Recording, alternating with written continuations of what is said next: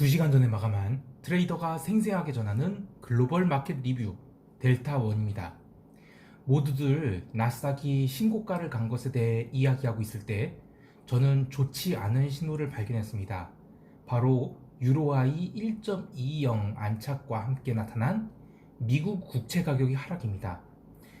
이제 진짜 부양책 해야 합니다. 그러면서 국채가 빠졌다고 하는데 유로화 강세와 함께 국채가 빠지면 어떻게 됐냐? 이거 그냥 넘어갈 일이 아니에요. 그리고 어제 미국 국채만 빠진 게 아니라 유럽 국채도 같이 빠졌거든요. 자, 어쨌든 당장은 리스크 요인으로 확 나타나서 시장을 압박할 분위기는 아니니까 아직까지는 강세장으로 대응을 하시되 왜 리스크 요인으로 생각해야 될지는 알아두고 가야겠습니다. 자, 아시아 세션부터 들어갑니다. 전일 미국 지수가 나스닥 중심으로 아주 그냥 V 반등을 했죠. 그것도 모자라서 본장 마감 후에도 계속 달리더니 아시아 세션 시작하면서 아예 나스닥은 갭상승까지 해서 숏들이들이 뒤통수를 후려쳤습니다. 당연히 코스피도 갭상승이 예상되는 그림이었는데 의외로 갭상승 폭이 크지 않아서 감사합니다 하고 롱을 칠 수 있었죠. 당연히 품매도로 대응해야 되고요. 헌데 시장이 조금 이상했던 것은 갭상승하면서 막 품매도를 쳐서 쫓아갔음에도 불구하고 풋옵션 하락이 생각보다 약했습니다. 오히려 초반에는 콜옵션이 막 폭발하면서 전일 해외 시장이 변동성 하락과는 다른 모습을 보여줘서 이상했습니다. 그렇게 오전 10시까지는 상승을 하고 나서 그 다음부터는 풋옵션이 더 이상 죽지 않고 콜옵션이 죽기 시작해서 변동성이 빠졌습니다. 그렇게 오전 10시까지는 이렇게 변동성이 안 죽다가 10시 이후에 지수가 눌리면서 변동성이 죽었고요. 근데 이렇게 움직일 수 있었던 이유는 시초가부터 빠르게 들어왔던 선물 매수세와 풋옵션 매도세, 이 모든 게 실제로 누가 주식을 사서 그렇게 된 게 아닙니다. 단지 어제 현물 매도가 수급 요인으로 과하게 나왔었죠. 그래서 수급 요인으로 호가가 그냥 내려와 있었던 것입니다. 그런데 그 내려온 호가가 다시 제자리를 빠르게 찾아가는 과정이었고, 그런 과정에서 매도를 하는 주체가 없었죠. 그렇게 매도 공급이 사라졌기 때문에 원래 현물 호가가 빠르게 제자리를 찾아가면서 그렇게 기관들이 합성 선물 매수하고 풋옵션을 네이키드로 매도하면서 선물이 오른 것입니다. 실제로 오늘 주식시장에는 특별히 누가 집중 매수하거나 매도하는 흐름이 없었어요. 그리고 개인이 어제 2조 넘게 주식을 매수했죠. 그런데 오늘은 3,400억밖에 매도하지 않았습니다. 즉 2조 원 넘는 주식 매수가 고스란히 평가 이익 상태가 된 겁니다. 부디 개인들이 이 평가 이익을 잘 지킬 수 있었으면 좋겠습니다. 어제는 선물 베이시스가 장중 백오데이션을 계속 기록했다면 오늘은 반대로 컨텐코를 기록했죠. 그러나 그럼에도 불구하고 오늘 프로그램 매도가 나왔고요. 근데 차익은 매수가 들어왔고 비차익 매도가 나와서 시장에 사실 큰 영향은 없었다라고 할 수 있겠습니다. 자, 오늘 또 장중에 350선이 좀 깨지긴 했습니다. 근데 그때 그 콜옵션만 죽었지 풋옵션을 살리려는 그런 흐름은 없었어요. 그래서 오늘 풋매도 같은 경우에는 굉장히 잘 버틸 수 있었다. 저는 이번 주 내내 풋옵션 매도가 매도를 해야 되는 그런 장이라고 보고 있습니다. 하여간 시장은 강세장이고요. 자, 오늘 유럽 세션 좀 얘기할 게 많습니다. 바로 유럽 세션 들어가겠습니다. 유럽 세션에서 가장 눈에 띄는 것은 역시 유로화 폭등입니다. 전일 유로화가 이 월말 달러 현물 수요 때문인지 스트레이트 매도가 나와서 종가 저가로 끝났죠. 그런데 아시아 세션 딱 시작하자마자 바로 매수세가 들어오기 시작했습니다. 굉장히 꾸준하게 매수가 들어왔고, 그래서 전일의 하락폭을 계단식으로 쫙 만회하기 시작했습니다. 이어서 미국 본장 시작하면서 유로화의 커버링이 시작되었는데, 요 전에 말씀드릴게요. 미국 본장 1시간 전에 어떠한 경제지표 발표가 없음에도 불구하고 유로화가 폭등을 계단식으로 레벨업을 했고, 그리고 그와 함께 미국 국채가 빠졌다는 겁니다. 물론 그 전에 유럽 채권들이 빠지기 시작을 했습니다. 그러나 유로화 약세와 함께 미국 국채도 같이 빠졌다는 거. 오늘 유로화 약세와 미국 국채의 하락, 유로화 강세와 그 미국 국채의 하락, 요것을 오늘 좀 머릿속에 좀 잘 넣어두고 이 얘기를 들어보시기 바랍니다. 자, 어쨌든 미국 본장 시작하면서 유로화의 커버링이 시작돼서 결국 1.20선에 도달을 했고 더 이상 밀리지 않았죠. 그러면서 유로화가 커버링이 나와서 1.2선을 가뿐히 넘겨서 1.2074까지 무려 1.23%나 올랐습니다. 뭐 유로화 콜옵션은 뭐 말 안 해도 아시겠죠? 아주 그냥 아주 개폭등이 나왔습니다. 200% 넘게요. 근데 뭐 유로 콜옵션 스프레드 보유하고 계신 분들은 이제 포지션이 내가격이 됐기 때문에 아주 그냥 아주 마음 편하게 유로 강세를 누리시기 바랍니다. 자, 그런데 유럽 지수는 좀 다르게 움직였습니다. 아시아 세션에서 이미 갭상승을 해서 독일 지수 선물이 출발을 했지만 웬걸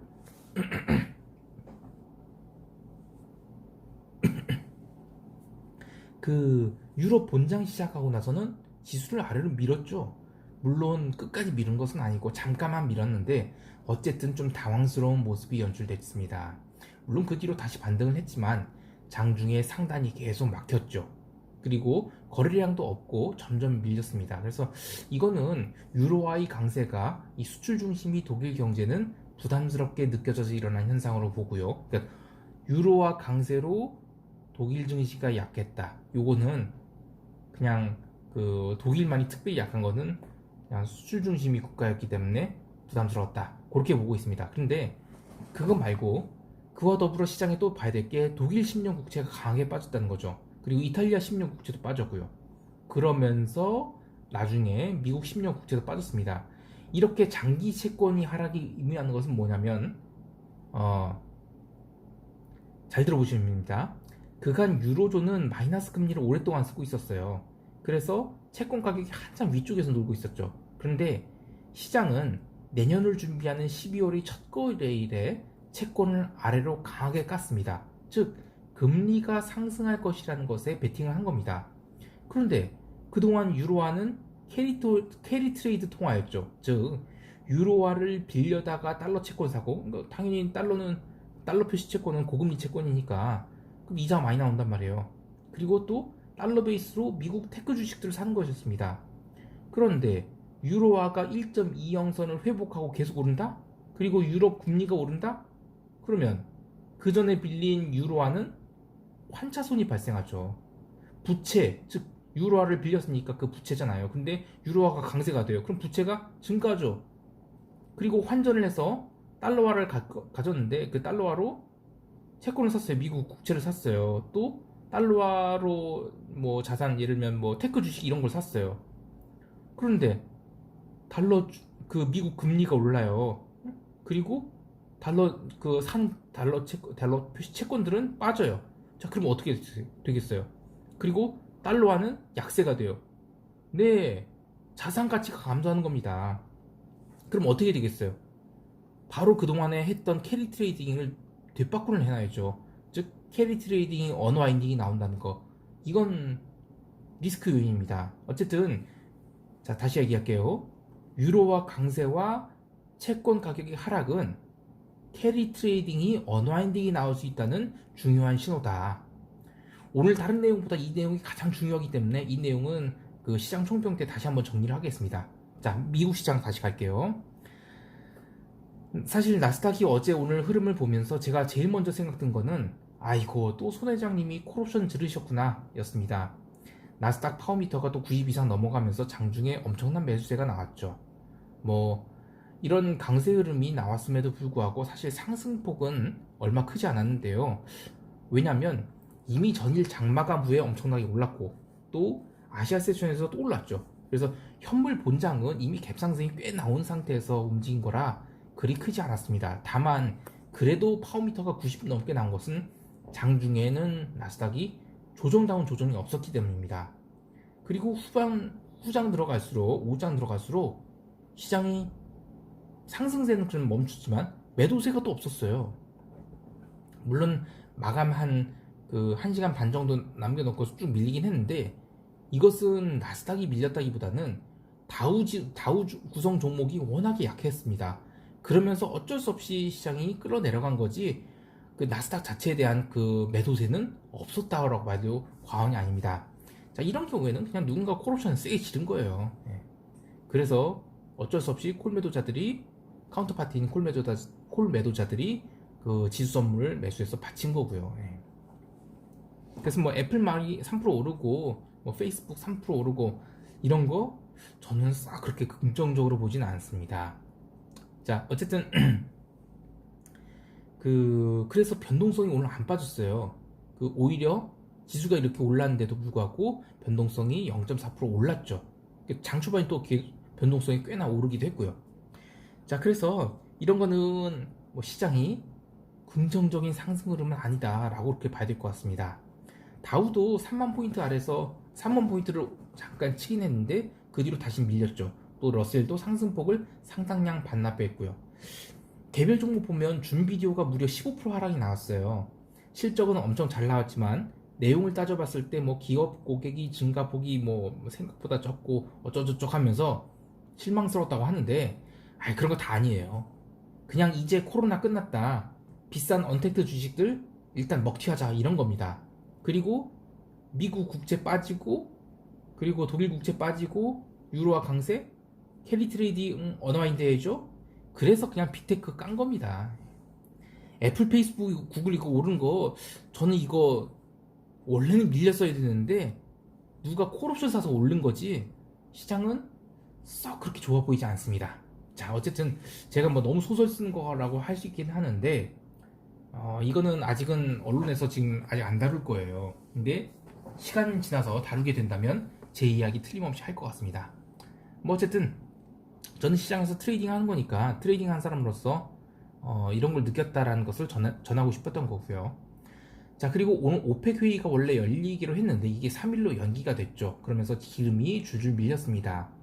유로화가 강세인데도 밀려서 그간 중요한 지지선인 45불 이하로 내려가서 이 원유 생산국들이 이해관계가 그냥 이게 쉽게 합의될 일이 아니다 라는 것을 느끼게 했죠. 사실 지난번에 합의를 했다고 하지만 러시아 안 지켰어요. 이 고양이 목에 방울 달기라는 얘기 제가 옛날에 한번 했던 것 같은데 이게 쉽게 합의될 일이 아닙니다. 아차, 하나 더. 오늘 유로화가 아시아 세션부터 오르기 시작했다고 했죠. 골드도 그랬습니다. 제가 지난주에 계속 골드 밀린 게 이건 이슈가 있어서 밀린 게 아니라 그냥 현물 ETF 매도 물량이 나와서 어쩔 수 없이 수급에 의해서 밀렸다라고 했었죠.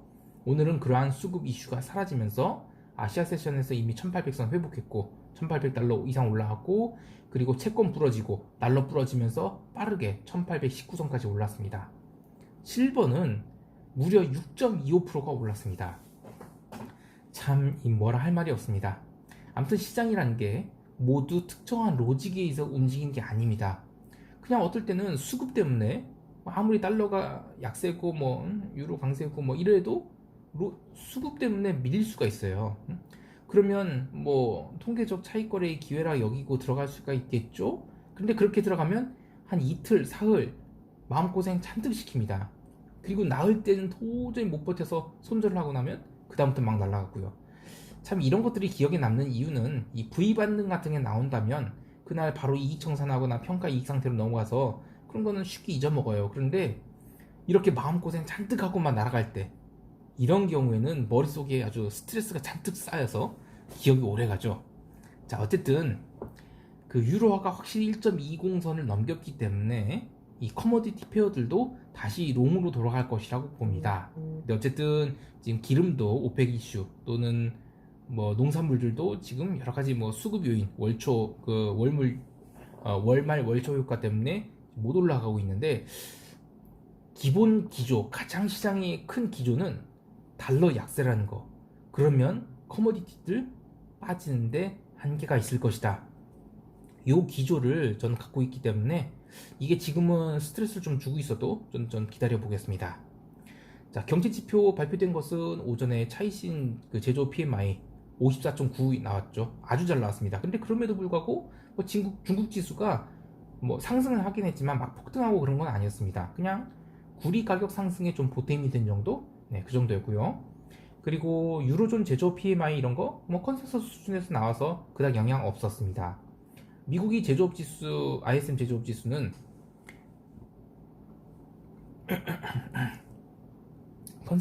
컨센서스 대비는 조금 모자랐지만 그래도 뭐 57.5포인트로 나와서 이것도 시장에 영향을 주진 않았습니다.